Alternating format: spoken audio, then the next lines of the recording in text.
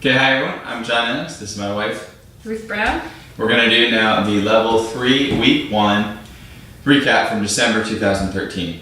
So we're doing jig walks this series. So Ruth is going to talk about the jig walk movement, or the jig step movement, some different options, and then we'll talk about partner dancing. Okay, yeah, so in the class we talked about some different kind of variations of the jig walk. The kind of basic is you kick your foot forward while you step, step, kick, step, step, step, step, step. So notice it's a heel step. Yeah, so you're kind of digging your heel into the ground. Yeah, like a dig step, yeah. And so then you can, you have some options from here. So the first options are to kind of keep your feet kind of wide.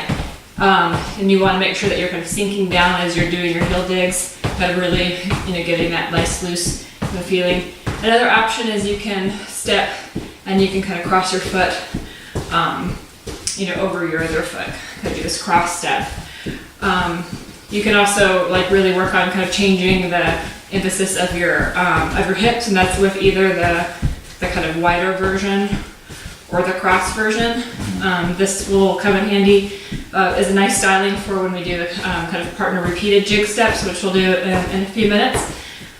You can also play around with your body position by doing your jig walks kind of bent forward in like a kind of a deep 30s Charleston kind of position, or you can do it in a kind of leaned back position, more similar to like a cakewalk. Yeah, show them with the arms way up. Oh yeah, so and you can really exaggerate it. This is a nice one too, especially for solo dancing, to really work on getting your arms very up high. Very good. Excellent. Also, I should say, we talked a lot about the history of the jig walk, and that's a very interesting topic in its own right. So, talk to us or message us if you're interested in that topic. Okay, so let's see, what do we do next? So we did partner. Now, we started off with just repeated jig steps. We're going to put it into a 6-count framework in a little bit, but at the beginning, we talked, actually not even holding this hand, we just talked about these repeated jig steps. And these can be done in a variety of ways, like Ruth was talking about. We can swing it across, or we can, if we want, we can be low, high, like that. You can play around with other things. You could, it's an infinite set of options. You can just lean back the whole time. It's a little bit weird. The low, high seems to work best when you're with a partner. You can also, once you're doing repeated jig walks, you can swing out and in. So that would be like this, where I'm swinging in front of Ruth when I'm doing these steps. And that's taking advantage of the fact that there is, just biomechanically, there is space between my back and my forearm, where a follower could go.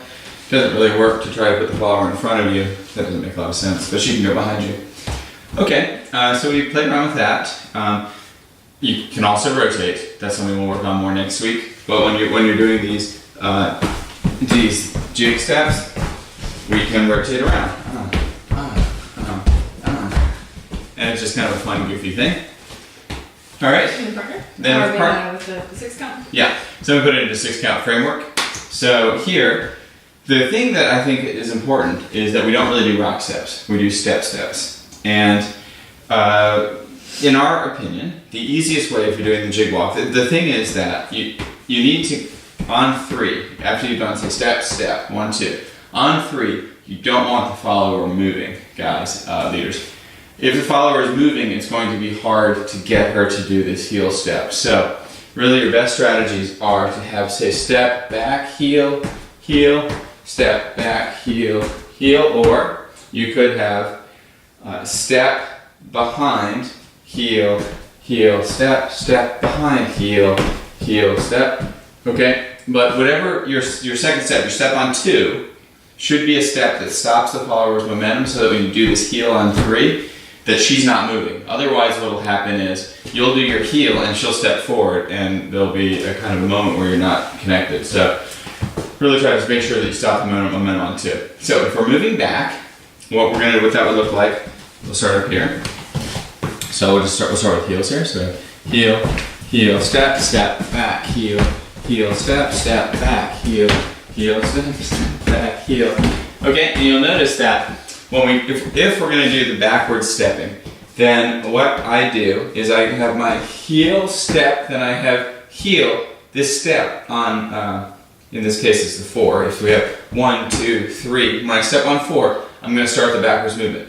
4, 5, 6, heel, heel, step, back, bump. So what that is I've got heel, step, heel, back, back, back, heel, step, heel, back, back, back. And what that does is it sets the follower up nicely for being stopped when I do the next heel. So she's not going to step on that foot. Okay, good. So that's going backwards. Now going forwards, the same sort of principle, where if I'm going to go forwards, okay. Going forwards, I'm going to step forward on the 4. So we've got heel, step, step, step, heel, step, step, step, heel, step, step. Okay, good. So just briefly there, I've got my heel, step, then I've got heel, forward, and then this was really important. We made a big deal about this. I'm going to step forward on 5. On 6, I do not want this foot to go past, otherwise the follower's going to have momentum forward. So I want to have it look like this. Heel, step, heel, forward, forward, and then I'm going to step, but behind my left foot. So I've got this kind of thing. Heel, step, step, down, heel, step, step, down. And then what that's going to do is stop the follower so that she'll be ready to do the heels. Okay, so we'll just do that and then I think we're done, right? Okay, so putting this all together, it looks like this. So we'll start with one step back. Bum, bum, heel, heel, step, step, bum, bum, bum, bum. So that is a really fun thing. Jig walks are super high on the return on investment. A little bit of work on jig walks leads to like a big improvement, I think, in terms of like the variety you can put into your dancing. So it's a lot of fun. It's a good option to like, if the music is fast, to do something like that looks really cool but doesn't, where if you need a little bit of a breather, it's a nice option to and it's good for slow music. It's very, very nice stuff. Oh, one last thing we should talk about is how to get into and out of it from what you might call your regular Lindy hop or 30 Charleston. So here's the thing: we talked about why it's very compatible with 30s Charleston. On 30s Charleston, we don't make a weight transfer on 3. Same with the jig walk. So if I have if I'm doing 30s Charleston, you see I've got 1, 2, 3. We are not stepping down until 4. It'll be the same with the jig walk. So what we recommended was if you have a 30s Charleston basic, then do the step back on the 1, 2 to get into jig walk. So it's going to look like this. So we're doing 30s Charleston. We'll do one more basic. 1, 2, 3, 4, 5, 6, 7, 8. Step back, and then we're into the jig walks. To get out of it, we are going to do the opposite. We're going to do a rock step instead of doing. After we're doing our jig walks. So we have jig, step, step, step. That's what we would normally do. Now instead we're going to do a rock step, and that'll kind of reactivate. That'll give us forward momentum for 30s Charleston. So that's going to look like this. So it's going to be heel, step, rock step into 30s Charleston. So do a step to get into jig walks and a rock step to get out of it. Mm-hmm. Okay. Yeah.